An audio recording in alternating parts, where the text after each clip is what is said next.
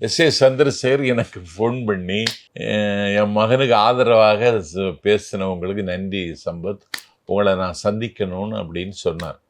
என்னுடைய மகள் மதிவதனுடைய திருமணம் கிண்டி ரேஸ்கோட்ஸ் சாலையில் நடந்த பொழுது அந்த திருமணத்துக்கு நான் வாங்கன்னு அழைப்பு கொடுத்தேன். அவர் வந்தார். அதனால சந்திரசேகரை அந்நியப்படுத்தி வைத்திருக்கிறாரான்னு நமக்கு தெரியாது. அவரே வருத்தப்பட்டு நடுவில் பேச நிறுத்திட்டார். இப்போ அதெல்லாம் முதல்ல ரொம்ப வருத்தப்பட்டாரு.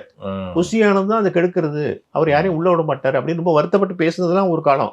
இப்போ பையன் கூப்பிட்டா போய் மேடையில் உட்காரது, ஆசீர்வாதம் பண்ணிட்டு வருதுங்கிற அந்த லெவலோடு நின்றுக்கிறாரு. ஆனால் அவர் வந்திருந்தாருன்னா இந்த இவ்வளோ பெரிய கலாமிட்டி வந்துருக்காரு. ஓரளவு அவர் சரியான ஒரு லீடர்ஸை உருவாக்கியிருப்பார்.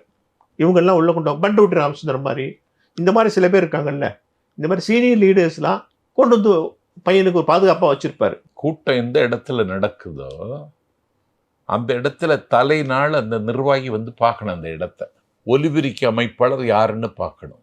எத்தனை பேர் வருவாங்க, எத்தனை சேர் போடணும்னு கணக்கு போடணும். பத்திரிகையாளர் எங்கே உட்காரணும், விஐபிகள் எங்கே உட்காரணும்னு அதை பார்க்கணும். தலைநாள் தூக்கம் வராது. இது ரோட் ஷோ மாதிரி தான் நடந்துட்டு இருக்கு. இது ரோட் ஷோ மாதிரி நடந்துட்டு இருக்கு. இதுல எல்லாம் நின்றுட்டு தானே பார்க்குறாங்க. அதனால அதை இது ஒரு பாடம்னு சொன்னேன். தம்பி இதுலேருந்து பாடம் கற்றுக்கொள்ள வேண்டும்.